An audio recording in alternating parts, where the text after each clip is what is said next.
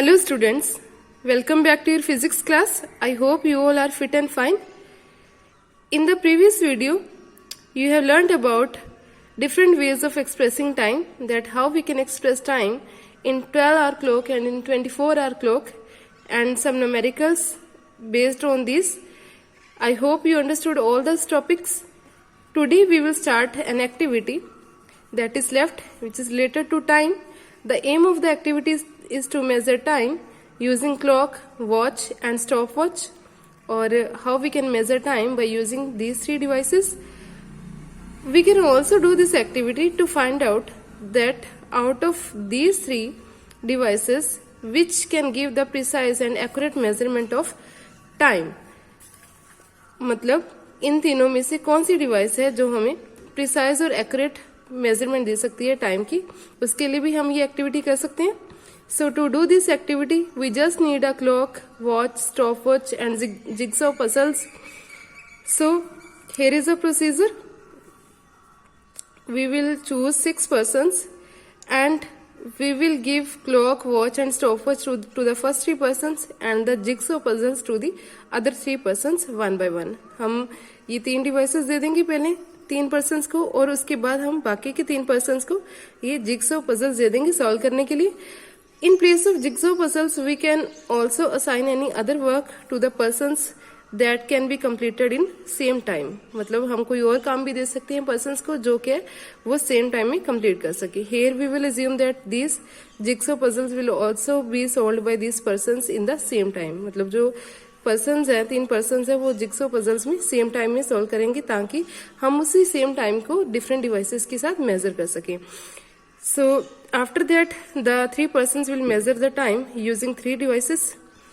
इन तीनों devices को use करके वो जो persons हैं वो time को measure कर लेंगे. जितना भी time लगेगा उनको jigsaw puzzles के solve करने के लिए different devices के साथ उसको measure करेंगे वो persons. So after that we have to note down we have to note down the time taken by each device to complete the puzzle. इसके बाद हमें उस टाइम को नोट करना पड़ेगा जितना टाइम लगा पजल को सॉल्व करने के लिए. By the 3 devices we will note down the time taken and after that we will conclude that the stopwatch will give us the most precise measurement of time. मतलब क्या है कि जो stopwatch है वो हमें सबसे ज्यादा precise time देगी, accurate time देगी. Why stopwatch will give the precise time? Because as I have already explained in the last section that stopwatch can measure time or it can measure the time very precisely up to 1/10 of a second. मतलब कि ये 1/10 of second का जो time है या short duration of time है उसको भी बहुत अच्छे तरीके से मेजर कर लेती है. सो इस वजह से stopwatch will give the most precise time measurement as compare to clock and the watch. So this is all about time measurement. Next is measurement of temperature. Temperature is very known word to you. As you got fever, when you got fever, then you will go to doctor and then the doctor will measure your body temperature by using thermometer. So temperature is the degree or measure of hotness or coldness of a body. Degree, in place of degree we can use measure. So ये जो temperature है ये एक तरह का किसी body की गर्म होने के या ठंडा होने का जो माप है. मतलब जो हम उसकी हॉटनेस और कोल्डनेस को मेजर करते हैं उसका माप लेते हैं किसी बॉडी के गर्म या ठंडा होने को, उसको हम बोलते हैं temperature. So it is defined as the degree और मेजरमेंट ऑफ हॉटनेस और coldness of a body. Temperature is a fundamental quantity. It is also a fundamental quantity like length, mass and time are fundamental. Temperature is also fundamental quantity because it doesn't depend on other quantities. Temperature is a measurable quantity. As I have explained that we can measure it by using thermometers. Various thermometers we can use like clinical, laboratory and digital thermometers nowadays coming. So by using the thermometers we can measure temperature. So it is a measurable quantity. I will explain these thermometers further and it can give the idea about the heat content of a body. ये हमें क्या है, किसी body में जितना heat amount है, content को हम अमाउंट भी बोल सकते हैं, कितना उसमें हीट का अमाउंट है उसके आइडिया देता है. So this is about temperature. Now next is hotness and coldness are relative terms. Relative means in relation to, जो एक दूसरे पे डिपेंड कर रही है या एक दूसरे के साथ जिनका रिलेशन है. मतलब जो हॉटनेस और कोल्डनेस है ये एक दूसरे पे डिपेंड करती हैं या एक दूसरे के साथ इनका रिलेशन है. सो एक दूसरे को, मतलब एक को दूसरे के बिना डिफाइन नहीं किया जा सकता या उसको उसके बारे में एक्यूरेटली नहीं बताया जा सकता. So it means hotness and coldness are relative terms. अब ये हम कंफर्म करेंगे by doing an another activity. So for this we will take 3 identical containers and we will fill that containers with ice cold water, with normal water and with hot water. That means हम 3 container लेके उनको तीनों को ice cold water, normal water और hot water के साथ 1 by 1 fill करेंगे. जो हॉट वाटर है वो माइल्ड हॉट होना चाहिए, ज्यादा हॉट नहीं होना चाहिए, गर्म नहीं होना चाहिए, जिसमें हम अपना हाथ डिप कर सके. And you can also do this activity at your home, but in the presence of your parents or in the presence of your elders. So here is the procedure. Firstly, we will keep these containers on a table or on any plain surface we can place these containers. Next, we will dip our one hand in the ice cold water and the other hand in the hot water. हम क्या करेंगे, अपना एक हाथ ice cold water में डाल देंगे और दूसरा हाथ है जो हम हॉट वाटर में डाल देंगे और इनमें हम अपना हाथ 1 मिनट के लिए डिप करके रखेंगे कम से कम. उसके बाद हम अपने हाथों को निकाल लेंगे इन दोनों में से और then we will dip our both hands in the normal water. फिर हम अपने दोनों हाथों को नॉर्मल वाटर में डाल लेंगे. तो ये जो हमने प्रोसेस किया है इसका हम देखेंगे कि क्या हमने ऑब्जर्व किया. We will observe that the hands that were earlier dipped in ice cold water feels warmer and the hands that was earlier dipped in hot water feels cold. मतलब कि जब हमने हाथ अपने पहले हमने जो हाथ आइस कोल्ड वाटर में डाला था वो हमें नॉर्मल वाटर में डालने के बाद वार्म लगेगा और जो हाथ हमने पहले हॉट वाटर में डाला था वो हमें नॉर्मल वाटर में डालने के बाद ठंडा लगेगा. ऐसा क्यों हो रहा है? Why it happens? Because this is due to the temperature difference. जैसे कि हमारी बॉडी का जो टेम्परेचर है वो डिफरेंट होगा as compare to normal water. या फिर हम ये कह सकते हैं कि जब ऑब्जेक्ट का टेम्परेचर हमारी बॉडी के टेम्परेचर से ज्यादा होता है तब हमें वो टेम्परेचर गर्म लगता है और जब ऑब्जेक्ट का टेम्परेचर हमारी बॉडी से कम होता है तब हमें वो ठंडा लगता है. ऑब्जेक्ट यहाँ पर क्या है? नॉर्मल वाटर हम ले सकते हैं क्योंकि जो हमारे हैंड से एक हैंड है जो हमारा हॉट है as compare to normal water, तो नॉर्मल वाटर हमें ठंडा लगेगा ऑब्वियसली, और जो दूसरा हाथ है वो हमारा ठंडा है, तो जब हम नॉर्मल वाटर में इसको डालेंगे तो वो हमें गर्म लगेगा. So this is the reason. और कंक्लूड हम इससे कर सकते हैं वही चीज जो हमने स्टेटमेंट दी थी कि hotness and coldness are 2 relative terms. That means दो both the hands were dipped in the normal water they had different sensations. चाहे हमने अपने दोनों हाथों को नॉर्मल वाटर में रखा, डिप किया, पर वो जो दोनों हाथ थे उनकी डिफरेंट सेंसेशन थी, अलग अलग सी फीलिंग्स थी. क्यों? क्योंकि there is a temperature difference. It means hotness and coldness are relative terms. That means they are compared in relation to another object. मतलब क्या है कि जो हॉटनेस और कोल्डनेस है वो रिलेटिव टर्म्स है और उनको हम, अगर हमें फाइंड आउट करना है कि कौन सी बॉडी हॉट है और कौन सी कोल्ड है, तो हमें एक दूसरे ऑब्जेक्ट के साथ उसको रिलेशन में देखना पड़ेगा. सो this is a conclusion. Or it means we can say that the objects whose temperature is greater than our body temperature that appears hot to us and those having lower temperature appear cold. वही जो चीज मैंने आपको पहले explain की है कि जिन ऑब्जेक्ट्स का टेम्परेचर हमारे बॉडी टेम्परेचर से ज्यादा होगा वो ऑब्जेक्ट्स हमें गर्म लगेंगे और जिन ऑब्जेक्ट्स का टेम्परेचर हमारे बॉडी टेम्परेचर से कम होगा वो ऑब्जेक्ट्स हमें ठंडे लगेंगे. So this is the reason.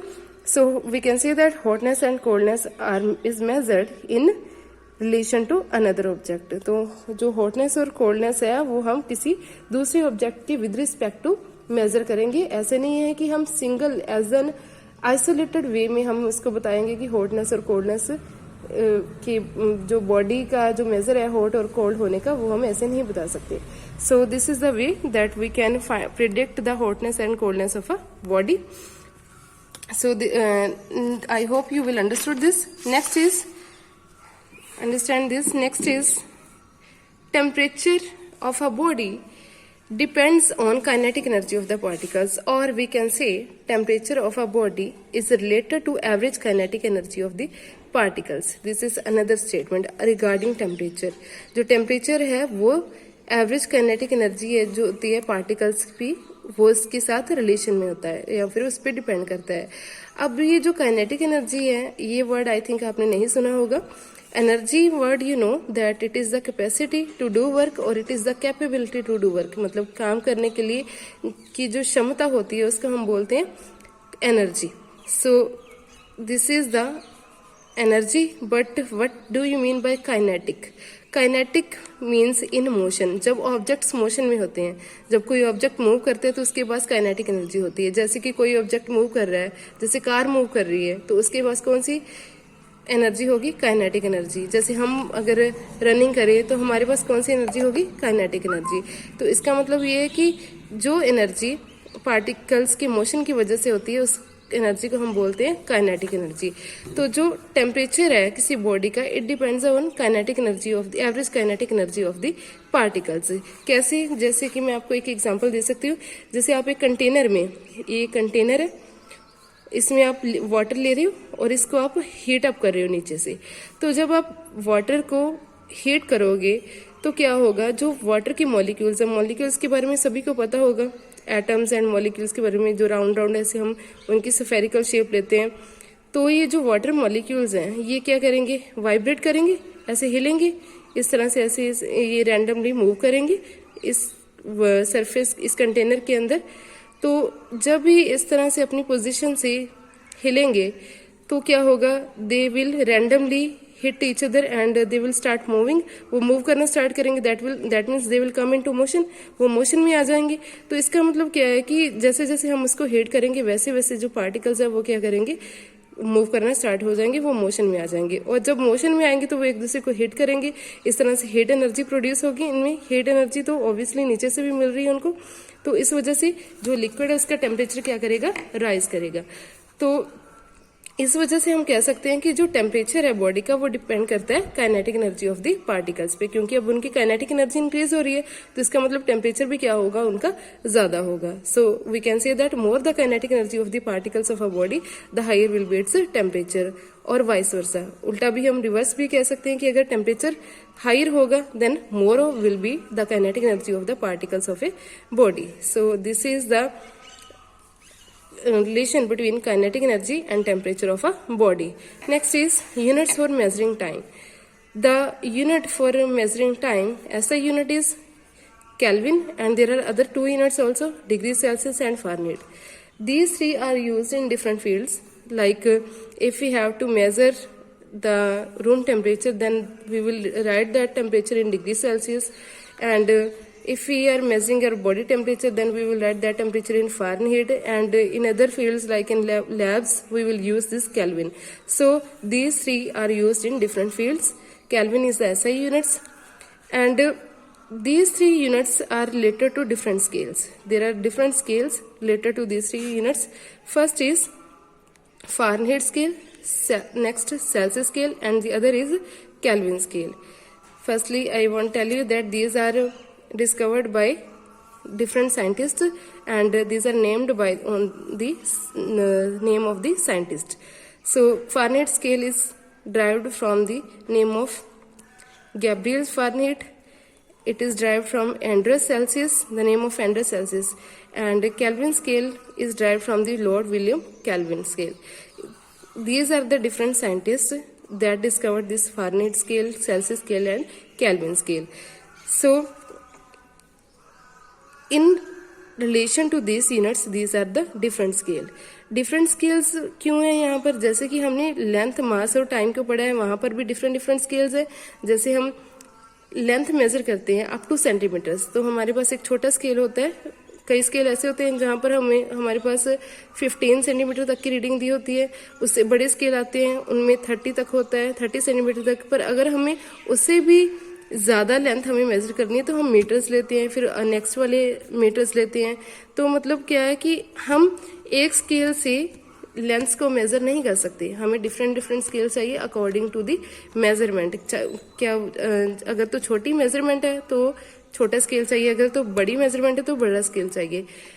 But in the same way, that means in the same way there are Fahrenheit scale, Celsius scale and Kelvin scale. जो फारेनहाइट स्केल है उसकी रेंज है 32 डिग्री फारेनहाइट से 212 degree Fahrenheit, and Celsius scale उसकी range है 0 degree Celsius से 100 degree Celsius से, and Kelvin scale है उसकी रेंज है 273 केल्विन से 373 Kelvin. So these are the 3 scales, and these are also in relation with each other, that are according to the temperature measurements.